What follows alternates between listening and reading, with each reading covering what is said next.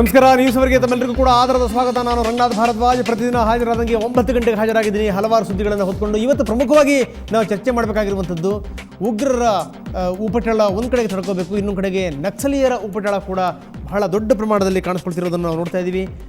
ಯಾವುದೇ ಮುಲಾಜಿಲ್ದೇ 40 ಜನರನ್ನು ಕೊಂದು ಹಾಕಿರೋದು ನೋಡಿದ್ರೆ ಬಹುಶಃ ಇವರ ಒಂದು ಆರ್ಭಟ ಎಷ್ಟು ಜೋರಾಗಿದೆ ಅನ್ನುವಂಥದ್ದು ತುಂಬ ಸ್ಪಷ್ಟವಾಗಿ ಗೊತ್ತಾಗುತ್ತೆ. ಛತ್ತೀಸ್ಗಢದಲ್ಲಿ ಆಗಿರುವಂಥ ಘಟನೆಯನ್ನು ತಾವೆಲ್ಲರೂ ಕೂಡ ನೋಡಿದ್ದೀರಿ. ಇದಕ್ಕೆ ಸಂಬಂಧಪಟ್ಟ ಹಾಗೆ ಮಾತಾಡೋಣ. ಬಿ ಕೆ ಶಿವರಾಮ್ ನಮ್ಮ ಜೊತೆಗಿದ್ದಾರೆ, ನಿವೃತ್ತ ಪೊಲೀಸ್ ಅಧಿಕಾರಿಗಳು. ಡಾಕ್ಟರ್ ಜಿ ವಿ ಹರೀಶ್ ನಮ್ಮ ಜೊತೆಗಿದ್ದಾರೆ, ಲೇಖಕರು. ನಗರಗೆರೆ ರಮೇಶ್ ನಮ್ಮ ಜೊತೆಗಿದ್ದಾರೆ, ಪ್ರಜಾತಾಂತ್ರಿಕ ಜನರ ವೇದಿಕೆ ಸದಸ್ಯರು, PDFನ ಸದಸ್ಯರು. ಜೊತೆಗೆ ವಿಮಲಾ ನಮ್ಮ ಜೊತೆ ಜಾಯ್ನ್ ಆಗ್ತಾ ಇದ್ದಾರೆ, ಜನವಾದಿ ಮಹಿಳಾ ಸಂಘಟನೆಯ ರಾಜ್ಯ ಉಪಾಧ್ಯಕ್ಷೆ. 4 ಜೊತೆಗೆ ನಾನು ಸಾಕಷ್ಟು ಚರ್ಚೆ ಮಾಡ್ತೀನಿ. ಅದಕ್ಕಿಂತ ಮೊದಲು ಹೆಡ್ಲೈನ್ಸ್ ನೋಡೋಣ. ಛತ್ತೀಸ್ಗಢದಲ್ಲಿ ನಕ್ಸಲರ ಅಂಧಾ ದರ್ಬಾರ್. ಒಬ್ಬರಿಗೆ 80 ಬಾರಿ ಗುಂಡು ಹಾರಿಸಿಕೊಂಡ್ರು, ಶವಗಳ ಮೇಲೆ ಕುಣಿದಾಡಿದ್ರು. ಕೆಂಪು ಉಗ್ರರಿಗೆ ಮೂಗುದಾರ ಹಾಕೋರು ಯಾರು?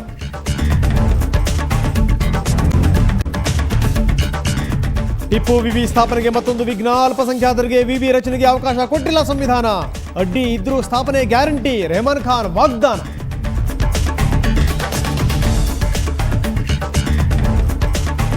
ಗುರುನಾಥ್ ಕಳ್ಳಾಟದಲ್ಲಿ ಪತ್ನಿಯು ಪಾಲು. ರೂಪಾ ಸಿಮ್ ಬಳಸಿ ಬುಕ್ಕಿಗಳು ಶಾಮೀಲು. ಅಳಿಯನ ಚೆಲ್ಲಾಟಕ್ಕೆ ಮಾವ ಶ್ರೀನಿವಾಸನ್ ಕಂಗಾಲು.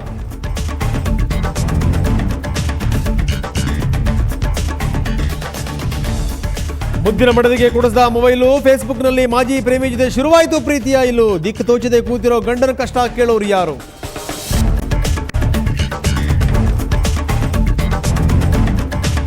ರಾಜ್ಯದ ಹಲವೆಡೆ ಅಬ್ಬರಿಸಿದ ಮಳೆರಾಯ. ದಾವಣಗೆರೆಯಲ್ಲಿ ಬೈಕ್ ಸವಾರಿಬ್ಬರನ್ನ ಹೊತ್ತೊಯ್ದ ಜವರಾಯ. ಗಿಡ ಮರ ಉರುಳಿ ಜನರ ಬದುಕು ಅಯೋಮಯ.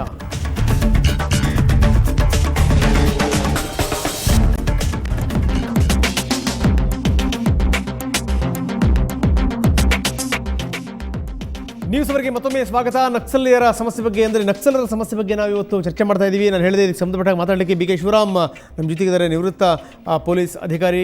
ಡಾಕ್ಟರ್ ಜಿ ವಿ ಹರೀಶ್ ನಮ್ಮ ಜೊತೆ ಜಾಯ್ನ್ ಆಗಿದ್ದಾರೆ, ಲೇಖಕರು.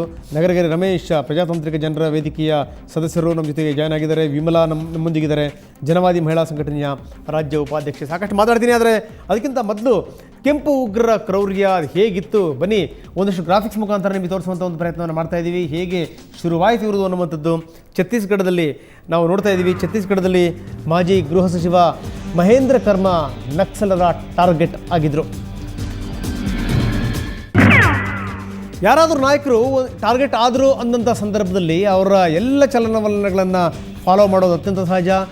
ಕರ್ಮ ಕಾರಲ್ಲಿ ಇದ್ದಾರೆ ಅಂತ ಗೊತ್ತಾದ ತಕ್ಷಣ ನಕ್ಸಲೀಯರು ಕುಣಿದಾಡಿದ್ರಂತೆ. ಯಾವಾಗ ಮಹೇಂದ್ರ ಕರ್ಮ ಕಂಡ್ರೋ ಒಂದು ಲೆಕ್ಕದಲ್ಲಿ ಹಬ್ಬದ ವಾತಾವರಣ. ನಕ್ಸಲೀಯರಿಗೆ ಗುಂಡು ಹಾರಿಸಿದ್ರು. ಒಂದಲ್ಲ ಎರಡಲ್ಲ, ಕರ್ಮ ಮೇಲೆ ಬಿದ್ದಂಥ ಗುಂಡುಗಳು ಒಟ್ಟು 80 ಗುಂಡುಗಳನ್ನು ಹಾರಿಸಿದ್ರು ನಕ್ಸಲೀಯರು. ಸೊ ಇಷ್ಟೆಲ್ಲ ಆದ್ಮೇಲೂ ನೆಲಕ್ಕೆ ಬಿದ್ದಂಥ ಕರ್ಮ ಅವರನ್ನು ಬಿಡಲಿಲ್ಲ. ಇವರು ತಲೆಗೆ ಬಾನಟ್ನಿಂದ ಚುಚ್ಚಿ ಹಿಂಸೆ ಕೊಟ್ಟರು.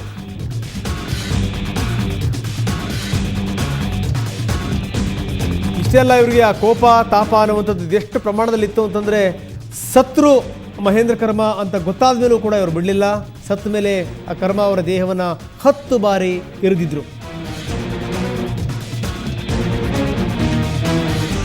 ಸೊ ಇದ್ರ ಜೊತೆಗೆ ರಾಜ್ಯ ಕಾಂಗ್ರೆಸ್ ಅಧ್ಯಕ್ಷ ನಂದಕುಮಾರ್ ಮತ್ತು ಆತನ ಪುತ್ರನ ಅಪಹರಣ ಕೂಡ ಆಗಿತ್ತು. ಅಪಹರಣ ಆದಂಥವರು ವಾಪಸ್ ಬರಲಿಕ್ಕೆ ಸಾಧ್ಯನೇ ಇರಲಿಲ್ಲ ಅಂತ ಒಂದು ಸ್ಥಿತಿ ಉದ್ಭವ ಆಗಿತ್ತು. ಯಾಕಂದರೆ ರಾಜ್ಯ ಕಾಂಗ್ರೆಸ್ ಅಧ್ಯಕ್ಷ ನಂದಕುಮಾರ್ ಮತ್ತು ಆತನ ಪುತ್ರನನ್ನು ನಕ್ಸಲೀಯರು ಭೀಭತ್ಸವಾಗಿ ಕೊಂದು ಹಾಕಿದರು.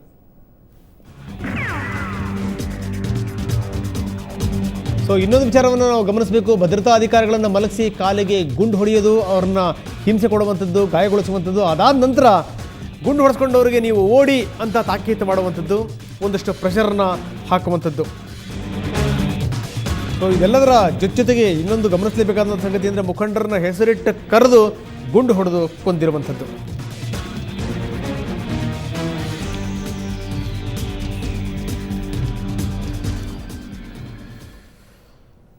ಸೊ ಉಗ್ರರ ಕ್ರೌರ್ಯ ಅನ್ನುವಂಥದ್ದು ಹೇಗಿತ್ತು ಅನ್ನೋದನ್ನು ನೋಡ್ತೀವಿ. ಅದರಲ್ಲೂ ಒಬ್ಬ ಭದ್ರತಾಧಿಕಾರಿಯ ಕಥೆಯನ್ನು ಹೇಳಲೇಬೇಕು. ಆತನ ಹತ್ರ ಕೊನೆಯ ಬಾರಿ ಇದ್ದಿದ್ದು ಒಂದೇ ಒಂದು ಗುಂಡು. ಈ ಸಂದರ್ಭದಲ್ಲಿ ಆತ ಕೊನೆಯದಾಗಿ ಒಂದು ಮಾತು ಹೇಳ್ತಾನೆ, ನಿಮ್ಮನ್ನು ರಕ್ಷಣೆ ಮಾಡೋಕ್ಕಾಗ್ತಾ ಇಲ್ಲ ನನ್ನ ಕೈನಲ್ಲಿ, ನನಗೆ ಉಳಿದಿರೋದು ಒಂದೇ ಮಾರ್ಗ, ನಾನು ಸಾಯಬೇಕು. ಹೀಗಾಗಿ ಏನು ಅಂದರೆ ಕೊನೆಯ ಈ ಮಾತನ್ನು ಹೇಳಿ ಆತ ಸತ್ತಿರುವಂಥದ್ದು. ಇದೆಲ್ಲದರ ಜೊತೆಗೆ ಒಂದು ಈ ಸಾಮಾಜಿಕ ಅಸಮಾನತೆ ಜೊತೆಗೇನು ಅಂತಂದರೆ ನಾವು ನ್ಯಾಯ ಕೊಡಿಸ್ತೀವಿ ಅಂತ ನಕ್ಸಲರ ಹೋರಾಟ, ಇದೆಲ್ಲದನ್ನು ಒಂದು ಕಡೆ ನೋಡಿದ್ರೆ ನಮ್ಮ ಭದ್ರತಾ ಸಿಬ್ಬಂದಿ ಅದು ಎಷ್ಟರ ಮಟ್ಟಿಗೆ ಅನ್ನೋದನ್ನು ಕೂಡ ನಾವು ಗಮನಿಸಲೇಬೇಕು. ಅವ್ರನ್ನ ಎಷ್ಟರ ಮಟ್ಟಿಗೆ ನಾವು ನೋಡ್ಕೊಳ್ತಾ ಇದ್ದೀವಿ ಅನ್ನುವಂಥದ್ದು. ರಕ್ಷಣೆ ಕೊಡಿ ಅನ್ನುವಂಥ ಮಾತನ್ನು ಹೇಳೋದು, ಆದರೆ ಅವರಿಗೆ ಬೇಕಾದಂಥ ಮದ್ದುಗುಂಡುಗಳನ್ನು ನಾವು ಕೊಡದೇ ಇರುವಂಥದ್ದು, ವೆಪನ್ಸನ್ನು ಆಯುಧಗಳನ್ನು ಕೊಡದೇ ಇರುವಂಥದ್ದು, ಕೈಕಾಲು ಕಟ್ಟಿ ಹಾಕಿ ನೀವು ನಮ್ಮನ್ನು ರಕ್ಷಣೆ ಕೊಡಿ, ಹೋರಾಡಿ ಅಂತ ಹೇಳೋದು ಎಷ್ಟರ ಮಟ್ಟಿಗೆ ಸರಿನೋ ಅಂಥದ್ದೇ ಒಂದು ಸ್ಥಿತಿ ಭದ್ರತಾ ಅಧಿಕಾರಿಗಳಿಗೆ ಇರುವಂಥದ್ದು. ಯಾಕಂದರೆ ಯಾರನ್ನ ರಕ್ಷಣೆ ಮಾಡಲಿಕ್ಕೆ ಹೊರಟಿದ್ರು ರಾಜಕಾರಣಿಗಳನ್ನು, ಅಂಥವ್ರ ಕೈಯಲ್ಲಿ ಶಸ್ತ್ರಾಸ್ತ್ರಗಳಿಲ್ಲ ಅಂತಂದರೆ ಇನ್ನು ರಕ್ಷಣೆ ಅನ್ನುವಂಥದ್ದು ಎಷ್ಟರ ಮಟ್ಟಿಗೆ ಆಗಲಿಕ್ಕೆ ಸಾಧ್ಯ ಅಂತ. ಬರೀ ಸಂಬಂಧಪಟ್ಟಾಗ ಬಿ ಕೆ ಶಿವರಾಮ್ ನಮ್ಮ ಜೊತೆಗಿದ್ದಾರೆ, ನಿವೃತ್ತ ಪೊಲೀಸ್ ಅಧಿಕಾರಿಗಳು. ಶಿವರಾಮ್ಜಿ, ಕಾರ್ಯಕ್ರಮಕ್ಕೆ ತಮಗೆ ಸ್ವಾಗತ. ಮತ್ತೊಬ್ಬರಿದ್ದಾರೆ ಡಾಕ್ಟರ್ ಜಿ ಬಿ ಹರೀಶ್, ಲೇಖಕರು. ಹರೀಶ್, ತಮಗೂ ಕೂಡ ಕಾರ್ಯಕ್ರಮಕ್ಕೆ ಸ್ವಾಗತ. ನಮ್ಮ ಜೊತೆಗಿದ್ದಾರೆ ನಗರಗೆರೆ ರಮೇಶ್, ಪ್ರಜಾತಾಂತ್ರಿಕ ಜನರ ವೇದಿಕೆ ಸದಸ್ಯರು, PDFನ ಸದಸ್ಯರು. ರಮೇಶ್ ಜಿ, ತಮಗೂ ಕೂಡ ಕಾರ್ಯಕ್ರಮಕ್ಕೆ ಸ್ವಾಗತ. ವಿಮಲಾ ನಮ್ಮೊಂದಿಗೆ ಜಾಯ್ನ್ ಆಗಿದ್ದಾರೆ, ನೇರ ಸಂಪರ್ಕದಲ್ಲಿದ್ದಾರೆ, ಜನವಾದಿ ಮಹಿಳಾ ಸಂಘಟನೆಯ ರಾಜ್ಯ ಉಪಾಧ್ಯಕ್ಷೆ. ವಿಮಲಾ ಮೇಡಮ್, ತಮಗೂ ಕೂಡ ಕಾರ್ಯಕ್ರಮಕ್ಕೆ ಸ್ವಾಗತ. ಸೊ ನನ್ನ ಪ್ರಶ್ನೆ ಆರಂಭ ಆಗ್ತಾ ಇದೆ ನಗರಗೆರೆ ರಮೇಶ್ ಅವರ ಮುಖಾಂತರ. ರಮೇಶ್ ಜಿ, ಎಲ್ಲದನ್ನು ಗಮನಿಸ್ತಾ ಇದ್ದೀರಿ, ನಕ್ಸಲೀಯರ ವಿವರಗಳನ್ನು ಒಂದಿಷ್ಟು ಕೊಡ್ತಾ ಇದ್ವಿ, ಯಾವ ರೀತಿ ಅಪಹರಣ ಆಗುತ್ತೆ, ಯಾವ ರೀತಿ ಜನರನ್ನು ಕೊಲ್ತಾರೆ, ಇದೆಲ್ಲದನ್ನು ಕೂಡ ನೋಡ್ತಾ ಇದ್ದೀವಿ. ನಕ್ಸಲೀಯರ ಹೋರಾಟ ಯಾವ ರೀತಿ ಶುರುವಾಯಿತು, ಎಲ್ಲಿ ತನಕ ಬಂತು, ಯಾವ್ಯಾವ ರೀತಿಯ ಮಗ್ಗಲುಗಳನ್ನು, ತಿರುವುಗಳನ್ನು ಪಡ್ಕೊಳ್ತು, ಅದಾದ ನಂತರ ಈಗ ಎಲ್ಲಿ ತನಕ ಬಂದು ನಿಂತಿದೆ, ಎಲ್ಲದನ್ನೂ ಕೂಡ ಜನ ಗಮನಿಸ್ತಾ ಇದ್ದಾರೆ. ತಾವು ಕೂಡ ಭಾಳ ಹತ್ತಿರದಿಂದ ನೋಡಿದ್ದೀರಿ ಅವರ ಹೋರಾಟಗಳನ್ನು, ಭಾಳ ಕಂಡಿರುವಂಥವ್ರು, ಸಮಯ ಸಂದರ್ಭ ಸಿಕ್ಕಂಥ ಸಂದರ್ಭದಲ್ಲಿ ಅವರನ್ನು ಬೆಂಬಲಿಸಿರುವಂಥವ್ರು. ಅಂದರೆ ಯಾವುದೇ ಹೋರಾಟ, ಜನರಿಗೆ ನ್ಯಾಯ ಒದಗಿಸಿಕೊಡುವಂಥ ಯಾವುದೇ ಹೋರಾಟವನ್ನು ಬೆಂಬಲಿಸುವಂಥವ್ರು ತಾವು. ಏನು ಹೇಳ್ತೀರಿ, ಈ ರೀತಿ ಅಪಹರಣ ಆಗುವಂಥದ್ದು, ಈ ರೀತಿ ಕೊಲ್ಲುವಂಥದ್ದು ಎಷ್ಟರ ಮಟ್ಟಿಗೆ ಸರಿ ಅನ್ನುವಂಥದ್ದು ನನ್ನ ಮೊದಲನೇ ಪ್ರಶ್ನೆ. ಮೊದಲಿಗೆ ಹೇಳ್ತೀವಿ, ಯಾರೂ ಕೂಡ ಈ ರೀತಿಯಾದಂಥ ಕ್ರೌರ್ಯವನ್ನು ಸರಿ ಅಂತ ಹೇಳೋದಕ್ಕೆ ಸಾಧ್ಯ ಇಲ್ಲ. ಇದನ್ನು ನಾವು ಖಂಡಿಸ್ತೇವೆ, ಅದರ ಬಗ್ಗೆ ಎರಡು ಮಾತಿಲ್ಲ. ಆದರೆ ಜೊತೆಯಲ್ಲಿ ನೀವೇ ಹೇಳಿದ್ರಿ, ನಾವು ಬೆಂಬಲಿಸ್ತೀವಿ ಅಂತ. ಅಂದರೆ ನಾವು ಅಂತಂದರೆ ಯಾವುದೇ ಮಾನವ ಹಕ್ಕು ಸಂಘಟನೆ ನಾವು ಬೆಂಬಲಿಸೋದು ಯಾವುದನ್ನು ಅಂತಂದರೆ the cos that they fight for, ಅಷ್ಟೇ ಹೊರತು ಹೀಗೆ ಒಂದೊಂದು ಸಲ mindless violence, we call it mindless violence, ಈ ರೀತಿಯಾದಂಥ ಒಂದು ಮೈಂಡ್ಲೆಸ್ ವೈಲೆನ್ಸ್ನ ನಾವು ಎಂದೂ ಕೂಡ ಬೆಂಬಲಿಸೋದಕ್ಕೆ ಸಾಧ್ಯ ಇಲ್ಲ. ಯಾವುದೇ ಘಟನಾವಳಿಗಳಾದರೂ ಕೂಡ ನಗರ ರಮೇಶ್ ಅವರೇ, ಅದನ್ನು ನೀವು ದಶಕಗಳ ಕಾಲ ಬಿಡಲ್ಲ. ನೀವು ಯಾವ್ದಾರು ಒಂದು ಸಣ್ಣದೇನಾದರೂ ಒಂದು ಗಲಾಟೆಗಳು, ವೈಲೆನ್ಸ್ಗಳಾಯಿತು ಅಂತಂದರೆ, ಕೋಮುಗಳ ನಡುವೆ ಗಲಾಟೆ ಆಯಿತು ಅಂತಂದರೆ ಅದನ್ನು ದಶಕಗಳ ಕಾಲ ತಗೊಂಡು ಹೋಗ್ತೀರಿ ನೀವು, ವ್ಯವಸ್ಥೆಯ ಲೋಪದೋಷಗಳ ಬಗ್ಗೆ ಎತ್ತಿಡಿತೀರಿ ನೀವು. ಆದರೆ ಇಂಥವಾದಂಥ ಸಂದರ್ಭದಲ್ಲಿ ನೀವು ಅದನ್ನು ಏನು ಅಂತಂದರೆ ಯಾವುದೋ ಒಂದು ಆಕಸ್ಮಿಕ ಘಟನೆಯೋ ಅಥವಾ ಕೋಪಾತಾಪಗಳು ಮಿತಿಮೀರಿ, ಒಬ್ಬ ಭಾವನೆಗಳು ಮಿತಿಮೀರಿ ಆಗಿರುವಂಥದ್ದು ಅಂತ ವರ್ಣಿಸ್ಬಿಡ್ತೀರಿ ನೀವು, ಖಂಡಿಸ್ತೀರಿ. ಆದರೆ ನೇರವಾಗಿ ಖಂಡಿಸೋದಲ್ಲ, ಜೊತೆಗೇನು ಅಂತಂದರೆ ಇದಕ್ಕೆ ಸಂಬಂಧಪಟ್ಟಾಗ ನಾವು ಮಾತಾಡ್ತೀವಿ, ಈ ರೀತಿ ಮಾಡಬೇಡಿ ಅಂತ ಹೇಳ್ತೀವಿ ಅನ್ನುವಂಥ ಮಾತುಗಳು ಬರೋಲ್ಲ ಅಂತ. ನಾವು ಮಾತಾಡೋದು ಅಂತಂದರೆ ಯಾರ ಜೊತೆ ಆಗಲಿ ಮಾತಾಡೋದಕ್ಕೆ ನಾವು ಯಾರು, ಇದರ ಎಲ್ಲವನ್ನೂ ಕೂಡ ನಾವು ವ್ಯವಸ್ಥೆಯಲ್ಲೇ ನೋಡಬೇಕಾಗ್ತದೆ, ಯಾಕೆ ಈ ರೀತಿ ಆಗುತ್ತೆ ಅಂತ. ಈಗ condemning does not make you understand anything. ಇದು ಕಂಡೆಮ್ ಮಾಡುವಾಗಲೇ ಯಾಕೆ ಈ ರೀತಿಯಾದಂಥ ಬೆಳವಣಿಗೆಗಳು ಸಮಾಜದಲ್ಲಿ ನಡೆಯುತ್ತವೆ ಅನ್ನೋದನ್ನು ನಾವು ನೋಡಬೇಕಾಗುತ್ತೆ. ಉದಾಹರಣೆಗೆ ಮಹೇಂದ್ರ ಕರ್ಮ ಬಹಳ ದಿನ 2 ಟರ್ಮ್ CPI MLA ಆಗಿದ್ದಂಥವ್ರು. ಅದಾದಮೇಲೆ ಕಾಂಗ್ರೆಸ್ ನಾಯಕರಾದರು, ಕಾಂಗ್ರೆಸ್ MLA ಆದರೂ ಅಂತಲೂ ಕಾಣುತ್ತೆ, ಆಮೇಲೆ ಮಿನಿಸ್ಟರ್ ಆದರು. ಆಮೇಲೆ ಒಂದು ವರದಿ ಪ್ರಕಾರ, ನಾನು ಮಹೇಂದ್ರ ಕರ್ಮನನ್ನು ಅವರು ಕೊಂದಿದ್ದು ಸರಿ ಅಂತ ನಾನು ಹೇಳ್ತಿಲ್ಲ, ಆದರೆ ಹಿನ್ನೆಲೆಯನ್ನು ಕೂಡ ನಾವು ನೋಡಲೇಬೇಕಾಗುತ್ತೆ. ಮೂಲ ನೋಡ್ದಿರ ನಾವು ಯಾವುದನ್ನು ಕೂಡ ಒಂದು ಸ್ಥಿತಿಯನ್ನು ಅರ್ಥ ಮಾಡ್ಕೊಳ್ಳೋದಕ್ಕೆ ಸಾಧ್ಯ ಆಗೋದಿಲ್ಲ. ನಂತರ ಸಾಲ್ವಾ ಜುಡುಮ್ ಅಂತ ಶಾಂತಿ ಯಾತ್ರೆ ಅಂತ ಕರೆದ್ರು. ಸಾಲ್ವಾ ಜುಡುಮ್ ಅಂತ ಒಂದು ಸಂಘಟನೆಯ ಹುಟ್ಟ ಆಗೋದಕ್ಕೆ ಕಾರಣ ಮಹೇಂದ್ರ ಕರ್ಮ. ಸಾಲ್ವಾ ಜುಡುಮ್ ಬಗ್ಗೆ ಸುಪ್ರೀಂ ಕೋರ್ಟ್ ಏನು ಹೇಳಿದೆ ಅನ್ನೋದು ಕೂಡ ಎಲ್ರಿಗೂ ಗೊತ್ತು. ಇದು ಒಂದು ತುಂಬ ಅಮಾನವೀಯವಾದಂಥ ಒಂದು ಸಂಘಟನೆ, ಇದನ್ನು ನೀವು ಡಿಸ್ಬ್ಯಾಂಡ್ ಮಾಡಬೇಕು ಅಂತ.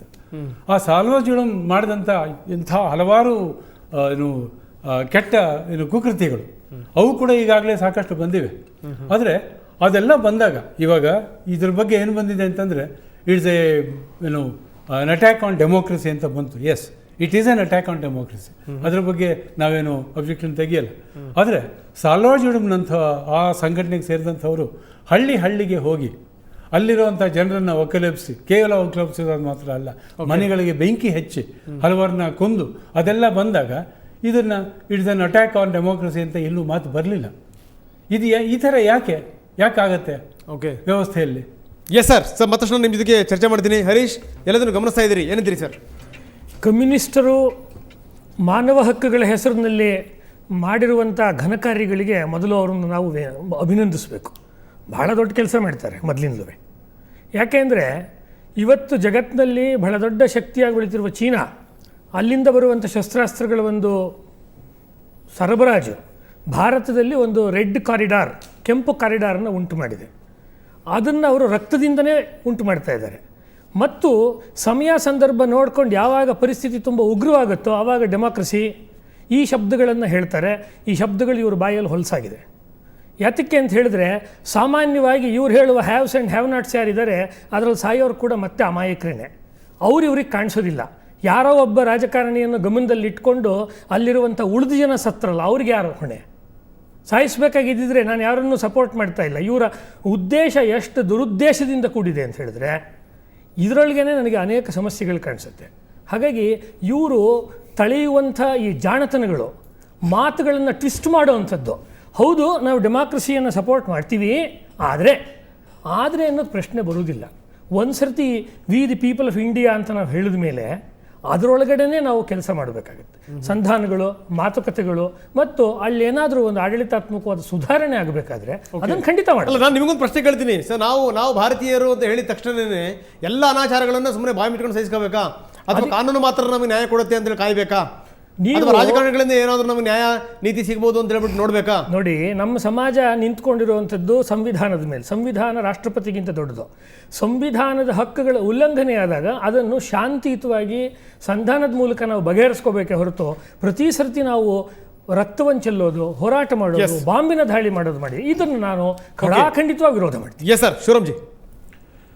ಅಲ್ಲ, ಮೊದಲಿಗೆ ನಗರಗೆರೆ ರಮೇಶ್ರವರು ಹೇಳಿದಂಥ ಮಾತು, ಮಹೇಂದ್ರ ಕರ್ಮಾರವ್ರನ್ನ ಕೊಂದಿದ್ದು ಸರಿ ಅಂತ ಹೇಳಿದ್ದನ್ನು ನಾನು ಉಗ್ರವಾಗಿ ಖಂಡಿಸ್ತೇನೆ.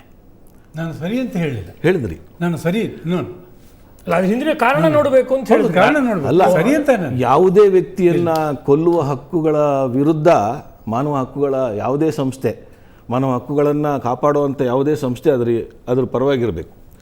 ಆಮೇಲೆ ಡಾಕ್ಟರ್ ಹರೀಶ್ ಅವರು ಹೇಳಿದಾಗೆ ಅದಕ್ಕೆ ವೇದಿಕೆಗಳಿದೆ. ನ್ಯಾಯಾಂಗದ ವೇದಿಕೆಗಳಿದೆ, ಕಾರ್ಯಾಂಗದ ವೇದಿಕೆಗಳಿದೆ, ಶಾಸಕಾಂಗದ ವೇದಿಕೆಗಳಿದೆ. ಆ ವೇದಿಕೆಗಳ ಮೂಲಕ ಇದನ್ನು ಬಗೆಹರಿಸ್ಬೋದು.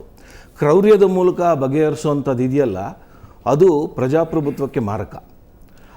ಪ್ರಜಾಪ್ರಭುತ್ವದ ಮೌಲ್ಯಗಳನ್ನು ಕಾಪಾಡೋ ದೃಷ್ಟಿಲಿ ಪ್ರತಿಯೊಬ್ಬ ಬುದ್ಧಿಜೀವಿ ಆಗಲಿ ಅಥವಾ ಯಾವುದೇ ಒಬ್ಬ ವ್ಯಕ್ತಿ ಆಗಲಿ, ಅದು ವ್ಯಕ್ತಿಗತವಾಗಿ ಬಂದಿರತಕ್ಕಂಥ ಹಕ್ಕು. ಪ್ರಜಾಪ್ರಭುತ್ವದ ಮೌಲ್ಯಗಳನ್ನು ನಾವು ಕಾಪಾಡಬೇಕು.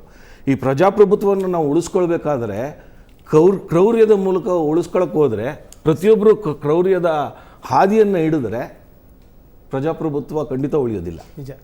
ಖಂಡಿತ ಉಳಿಯೋದಿಲ್ಲ. ಅದರೊಳಗೂ ಆಮೇಲೆ ನೋಡಿ, ಚಾರು ಮಜುಮ್ದಾರ್ರವರು ನಕ್ಸಲ್ವಾದವನ್ನು ಪ್ರಾರಂಭ ಮಾಡಿದಾಗ ಅವರು ಬಿಡಿ ಕಾರ್ಮಿಕರ ಒಕ್ಕೂಟದಲ್ಲಿ ಸೇರಿಕೊಂಡು ಬಿಡಿ ಕಾರ್ಮಿಕರ ಹಕ್ಕುಗಳಿಗಾಗಿ ಅವರು ಪ್ರಾರಂಭ ಮಾಡಿದ್ರು. ಸೋತ್ರವರು ಯಾವಾಗ ಸೋತರು, ಹಿಂಸಾತ್ಮಕ ಕೃತ್ಯಗಳು ಪ್ರಾರಂಭವಾದಾಗ ಸೋತ್ರವರು ಅವರೇ ಒಂದು ಕಡೆ ಹೇಳ್ಕೊಳ್ತಾರೆ, ಯಾಕೆ ತಾವು ಸೋತ್ವಿ ಅಂತ ಹೇಳಿದಾಗ, ನಕ್ಸಲರ ರಿಕ್ರೂಟ್ಮೆಂಟ್ಗಳು ಯಾವ ಥರ ಆಗ್ತಾಯಿತ್ತು ಅಂದರೆ, ವೈರಿಗಳನ್ನು ತೋರಿಸಿ ರಿಕ್ರೂಟ್ ಮಾಡ್ತಾಯಿದ್ರು, ಅವ್ರಿಗೆ ಆಗದೇ ಇರೋರನ್ನ ತೋರಿಸಿ ರಿಕ್ರೂಟ್ ಮಾಡ್ತಾಯಿದ್ರು. ಆ ರಿಕ್ರೂಟ್ಮೆಂಟಲ್ಲಿ ನಾವು ಅದನ್ನು ಆಂಧ್ರದಲ್ಲೂ ಕಂಡಿದ್ದೇವೆ. ನಕ್ಸಲರು ಏನು ಮಾಡ್ತಾಯಿದ್ರು ಅಂತೇಳಿ ಆಂಧ್ರದ ಎಲ್ಲ ನಕ್ಸಲರು ಬೆಂಗಳೂರಿನಲ್ಲಿ ರಿಯಲ್ ಎಸ್ಟೇಟ್ನಲ್ಲಿ ಹಣ ತೊಡಗಿಸಿದ್ದಾರೆ. ಇವತ್ತಿಗೂ ಇದೆ ಅದು. ಪೆರಿಟಾಲ್ ರವಿ ದೊಡ್ಡ ಎಕ್ಸಾಂಪಲ್. ಅದಕ್ಕೆ ನೇರವಾಗಿ ನಾನು ಹೇಳ್ತಾ ಇದ್ದೀನಿ ಅವ್ರ ಹೆಸರು. ನೋಡಿ, ಮಾನವ ಹಕ್ಕುಗಳ ಯಾವುದೇ ಸಂಸ್ಥೆಗಳು ಮಾನವ ಹಕ್ಕುಗಳ ಉಲ್ಲಂಘನೆ ಆದಾಗ ಅದನ್ನು ಪ್ರತಿಭಟಿಸೋದು ಸರಿ.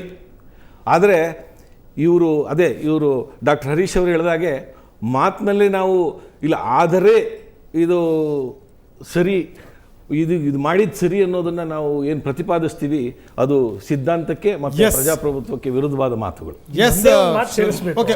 ಚಾರುವಾಕ ಅಂತ ಹೇಳ್ಬೇಕಾದ್ರೆ, ಚಾರುವಾಕ ಅಂದರೆ ತುಂಬಾ ಸುಂದರವಾಗಿ ಸತ್ಯದ ತಲೆ ಮೇಲೆ ಹೊಡೆದಂಗೆ ಮಾತಾಡೋನು ಅಂತ. ಅದನ್ನು ಉದ್ದಕ್ಕೂ ಕಮ್ಯುನಿಸ್ಟ್ ಮೂವ್ಮೆಂಟು ಭಾರತದಲ್ಲಿ ಮಾಡ್ಕೊಂಡು ಬಂದಿದೆ. ಅದಕ್ಕೆ ಈ ಘಟನೆ ಏನು ಹೊರತಲ್ಲ. ಓಕೆ, ಮತ್ತಷ್ಟು ನಮ್ಮ ಜೊತೆಗೆ ಚರ್ಚೆ ಮಾಡ್ತೀನಿ. ಇನ್ನು ಶ್ರೀಪಾಲ್ ನಮ್ಮ ಜೊತೆ ಜಾಯ್ನ್ ಆಗಿದ್ದಾರೆ, ಶಿವಮೊಗ್ಗದಿಂದ ವಕೀಲರು, ಸಮಾಜ ಸೇವಕರು. ಶ್ರೀಪಾಲ್, ಕಾರ್ಯಕ್ರಮಕ್ಕೆ ನಿಮಗೆ ಸ್ವಾಗತ. ನಿಮ್ಮ ಜೊತೆಗೆ ನಾನು ಮಾತಾಡ್ತೀನಿ. ಆದರೆ ಅದಕ್ಕಿಂತ ಮೊದಲು ಈಗ ಬ್ರೇಕ್ನ ಸಮಯ. ಬ್ರೇಕ್ ತಗೊಳ್ತೀನಿ. ಬ್ರೇಕ್ ನಂತರ ಮತ್ತೆ ಚರ್ಚೆಯನ್ನು ಮುಂದುವರಿಸ್ತೀನಿ.